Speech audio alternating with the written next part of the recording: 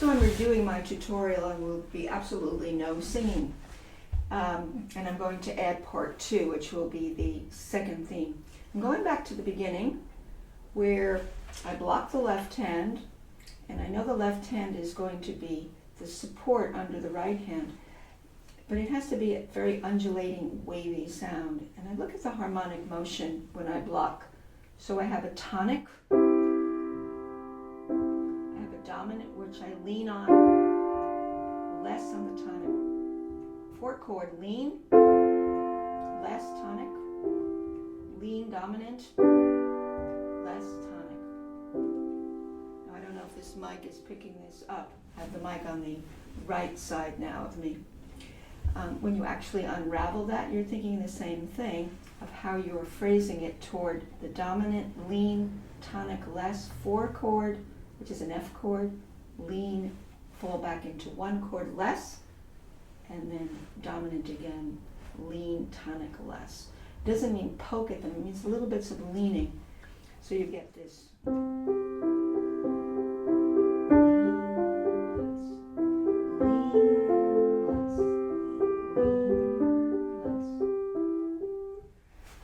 So that phrases it nicely underneath. The right hand is the star here.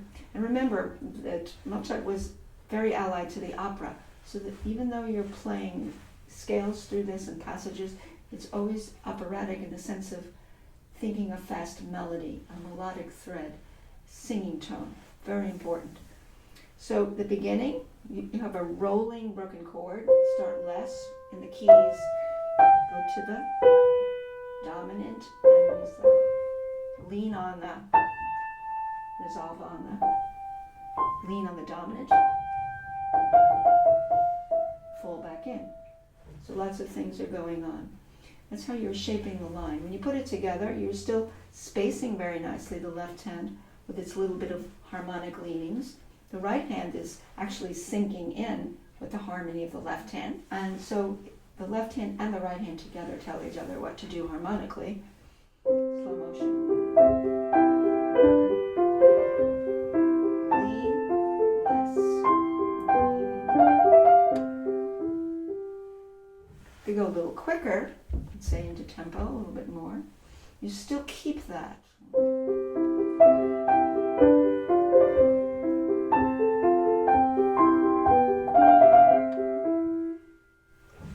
Piano's a little bit lazy today with all the rains that we've had. Now we get to the scales. As I've said before, you want to shape them so they don't sound flat or very exercise-like or mechanical. We don't want mechanical scales, we want singable scales. So I'm going to play with both hands. So I start less, and then I go a little deeper, less here, make a crescendo, and a little rotation on the upper one, upper notes. And the turnaround, like here, folding down to there.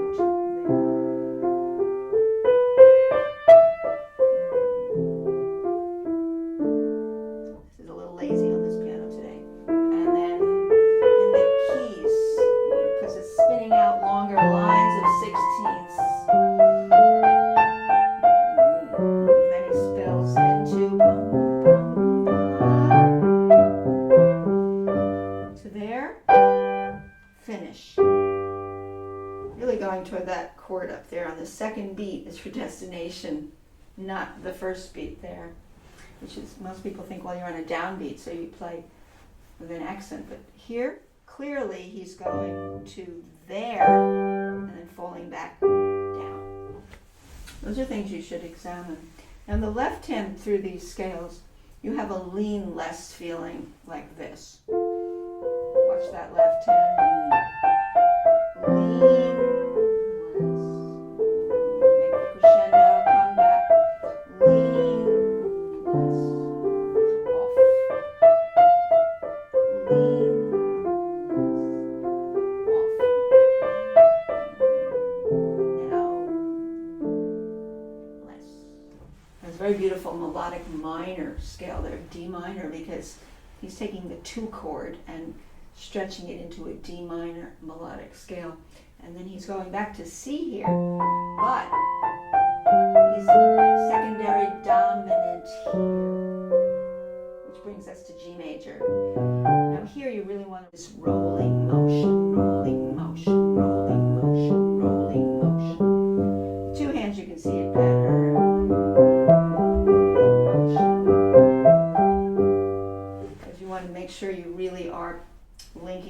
together, you have a seamless line of broken chords there. The 1 chord to the 4 to the 1 to the 4 to the 1. And it's dance like upstairs. Dancing upstairs tall. To resist singing. Okay, now in this second section, you have to be really careful with this little introduction to the second theme, that it doesn't pop out, but it's a little undulating underpinning below. So basically what's happening is going a little introduction by way of a C sharp to a C to officially. Now you've come out of, so what you have here is this, C and B. These are very meandering.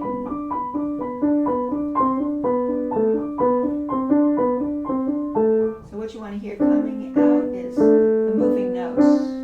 So blocking helps, or slower. You don't want those common tones popping out those thumbs. Keep the thumbs subdued. Keep the thumbs subdued and you'll be fine, so you get this undulating left hand. C, A, B, C, B, C, A, B. There's one harmony here. Then moving notes. These have to be very even, which is hard to do. You can crowd very easily. So that's harmonic. That's very harmonic underneath the melody. So if you block the left hand with the melody, you get. Like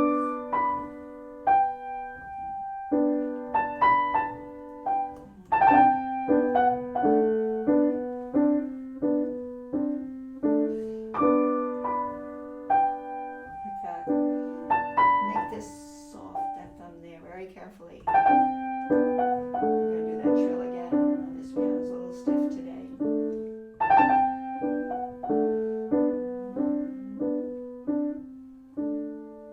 Do together very slowly, a little bit of pedal.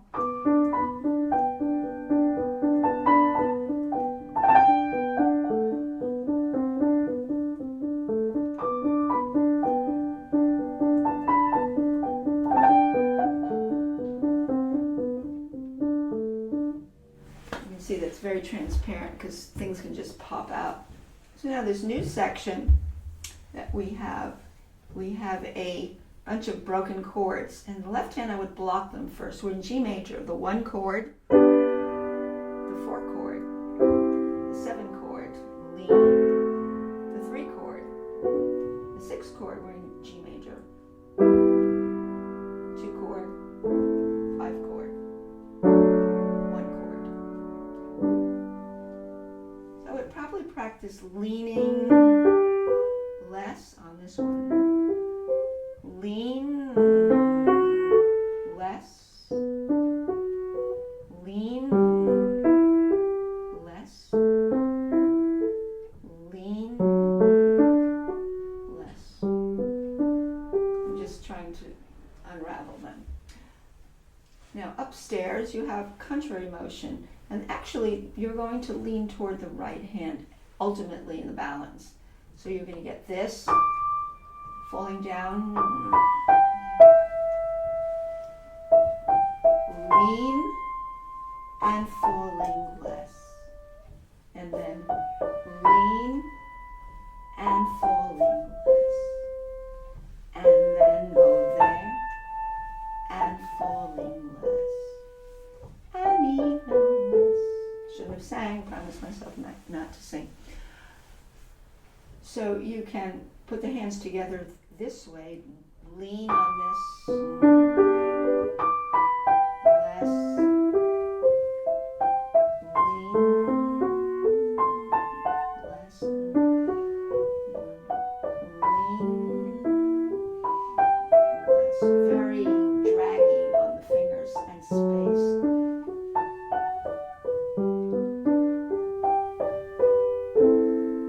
It's the most beautiful section. So a little bit quicker.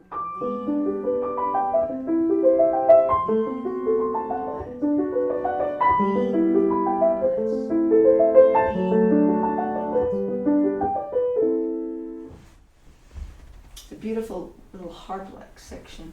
Now we're coming to the end here with, this almost sounds like you can hear little bouncing second violins in the left hand, because you hear little ensembles, string ensembles playing. You have this little bouncing left hand.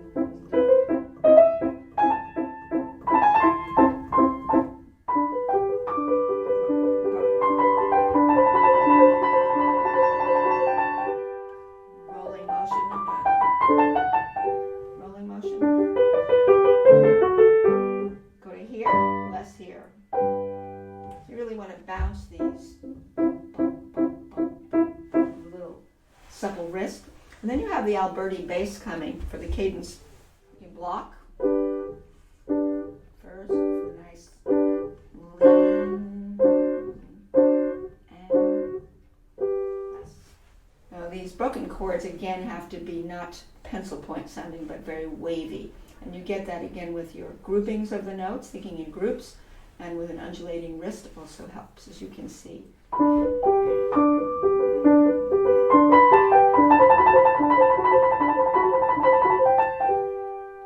Trill, you can practice a measured trill.